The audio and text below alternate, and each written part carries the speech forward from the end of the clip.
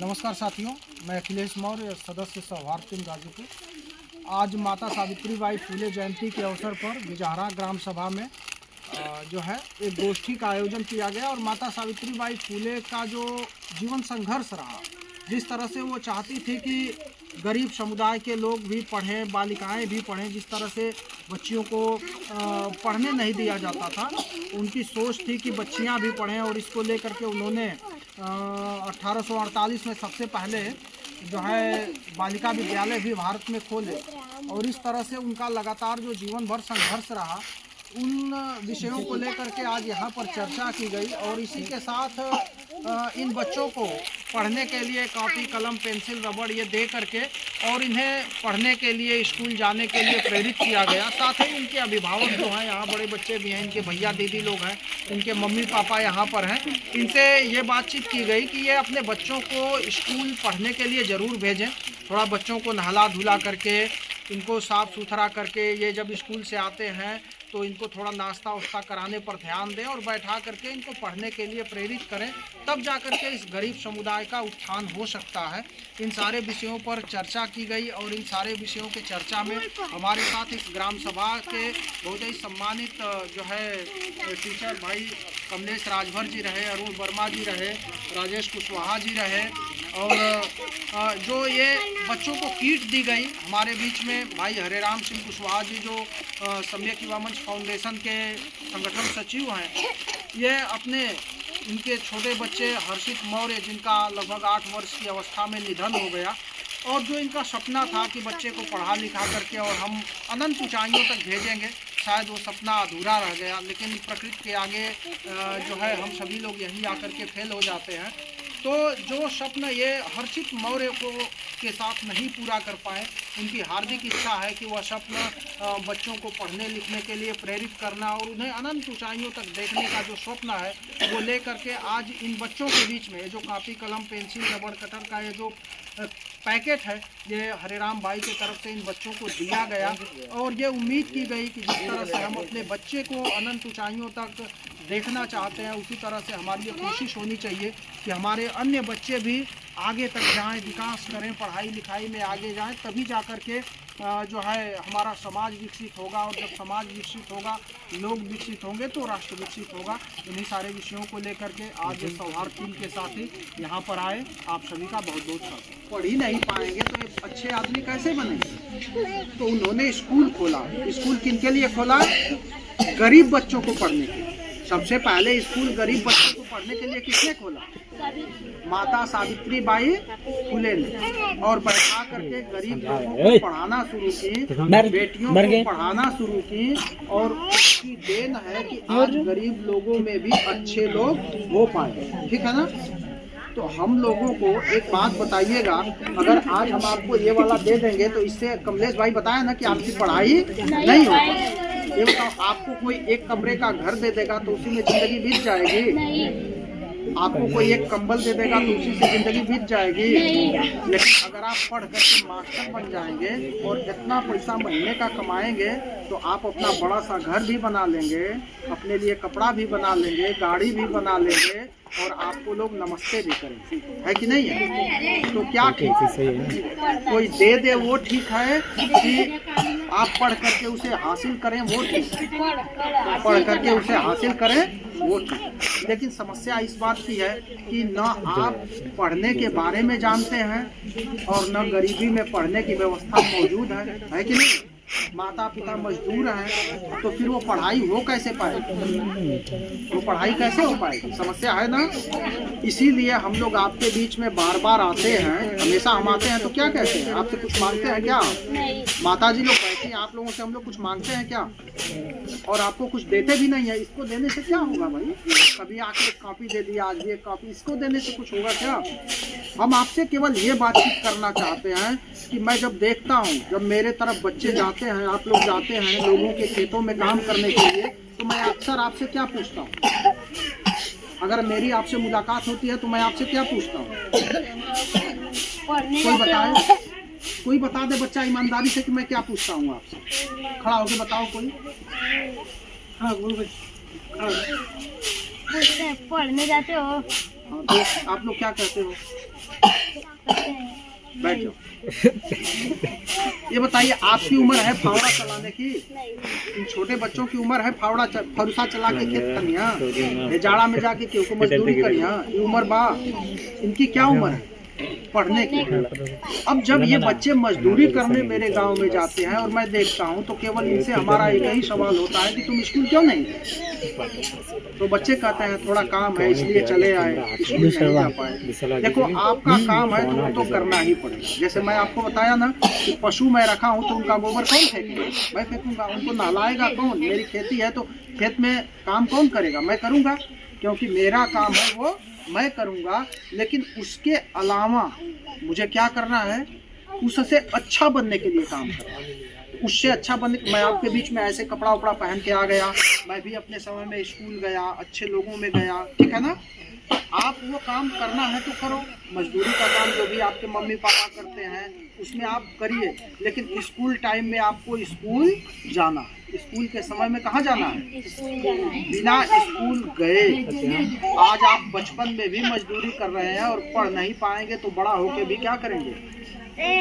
आगे नहीं बढ़ पाएंगे ना। इसलिए आपको पढ़ना है। और माता जी लोग इस बात का ध्यान रखिएगा, जो भी आप 4 लोग जो लोग भी बैठे, हमारे बड़े बच्चे बैठे हैं, आप स्कूल गए कि नहीं गए मैं कभी इस पर फोकस नहीं किया, लेकिन ये छोटे बच्चे जाना चाहिए कि नहीं जाना चाहिए? और इनको कैसे जाना चाहिए बताओ? इन बच्चों को स्कूल कैसे जाना चाहिए? अरे खड़ी हो जाओ। एक बच्चा इस तरह से स्कूल जाएगा, उधर देखो, एक बच्चा इस तरह से स्कूल जाएगा तो लोग उसे बैठने देंगे कि नहीं बैठने देंगे? बैठने देंगे, पढ़ाएंगे, ठीक है?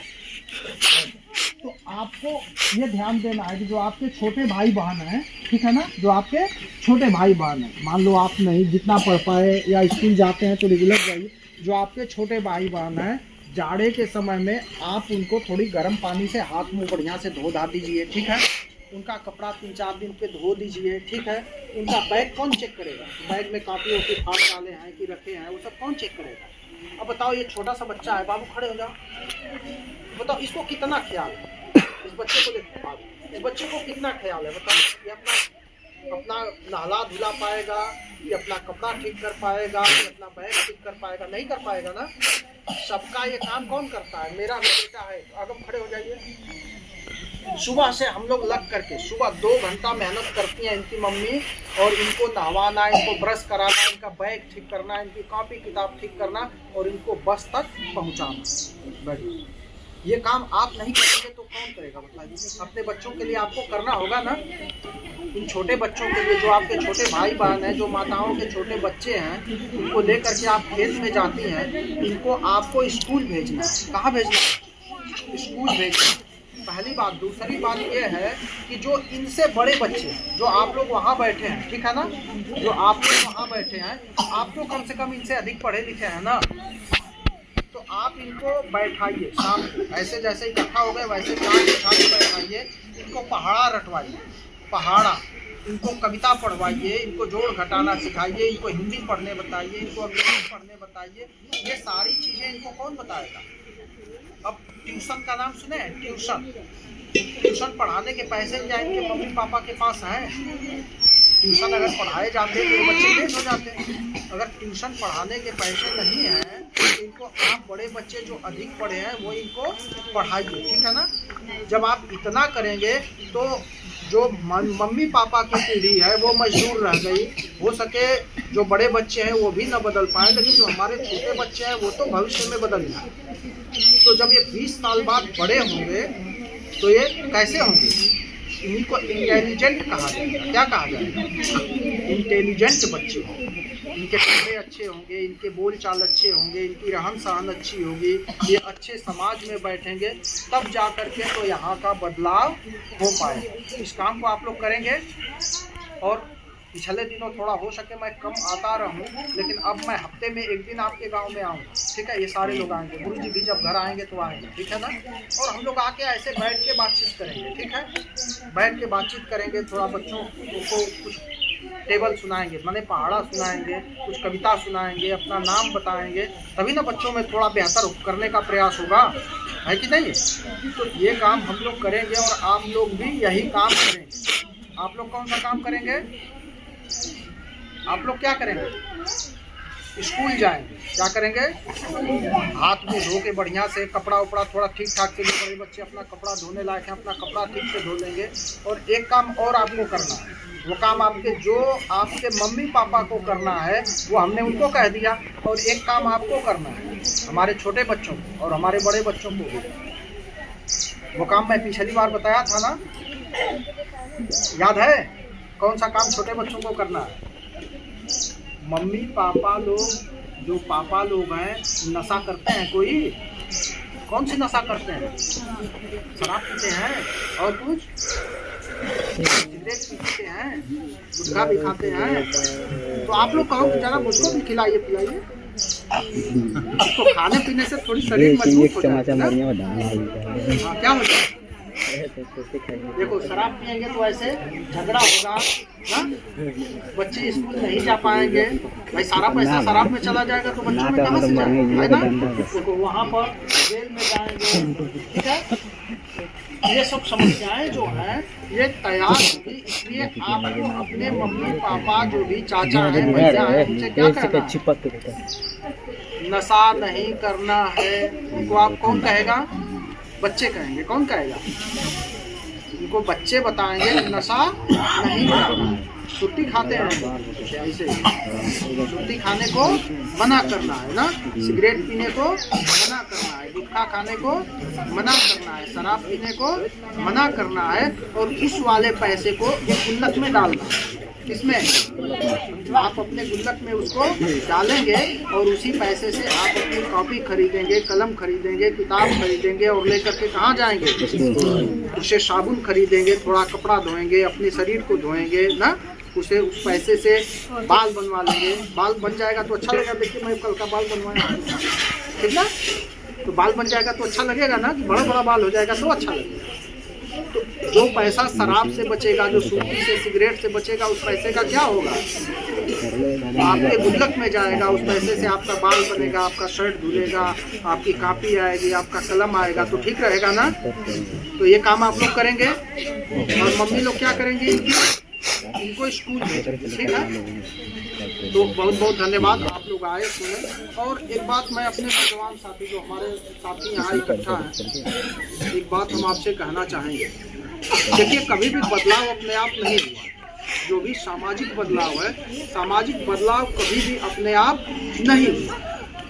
इस बात का ध्यान दीजिएगा। एक पशु को अगर आप छोड़ देंगे तो कहाँ कहाँ चला जाएगा, कोई भरोसा नहीं है कि नहीं है? केकर खेत खा गली, केकर पेड़ तोड़ दे, के मार दे, कोनो भरोसा ना। इसलिए उसको व्यक्ति कंट्रोल में करता है, बांधता है, रखता है। देख रहे हैं जो छोटा पशु है उनके लिए वो वाले आवास बना दिए गए, गौशाला वाले। ये जो समाज है ना, ये भी ठीक उसी तरह से हम सभी लोग इस बात से परिचित हैं कि हम कभी पूर्व में जंगलों में रहा करते थे। हम कहाँ रहते थे? हम सब लोग रहते थे, हम लोग भी रहते। हमारे पूर्वज 1 लाख वर्ष पहले। फिर उसमें कुछ लोग तेज तराक निकले होंगे, धीरे धीरे बदले होंगे। बदलते बदलते आज हम इस स्थिति में आए हैं। तो इस स्थिति में भी हम अपने आप नहीं बदले। जैसे राजेश भाई कहे हम सब्जी बेचते हैं, तो सब्जी बेचने वाले को कौन बताएगा कि आप केवल सब्जी बेचने के लिए पैदा नहीं हुए? एक ऐसा ग्रुप है जो ये बताने के लिए लगातार तैयार है कि आप गरीब लोग हो, पिछले जन्म का पाप किए। क्या कर दिए? पिछले जन्म में कोई बहुत बड़ा पाप कर दिए, उसका पाप इस जन्म में भोग रहे हो। ऐसा नहीं है, ये कोई पाप वाप आप पिछले जन्म का नहीं किए हैं। पाप अगर कुछ हो रहा है तो इस जन्म में हो रहा है कि हम लगातार बेहतर करने का प्रयास नहीं कर रहे हैं। हम भी बेहतर करें और समाज को बेहतर करने के लिए लगातार प्रेरित करें, तब जा करके लगातार बैठकें जो हैं, हमेशा बैठना, चर्चा करना। अगर ये काम हम नहीं कर पाएंगे तो ये तय जान लीजिए जिस तरह से छुट्टा पशु मनोमान हो जाते हैं, तोड़ फोड़ बर्बादी शुरू कर देते हैं, उसी तरह समाज में अगर अलग से कोई काम करने वाला संगठन नहीं होगा, समाज के लोगों को बैठाने के लिए, समाज के लोगों को एक दिशा देने के लिए कोई काम करने वाला नहीं होगा, तो समाज भी ऐसे ही बिखरा हुआ मनोमान पड़ा रहेगा।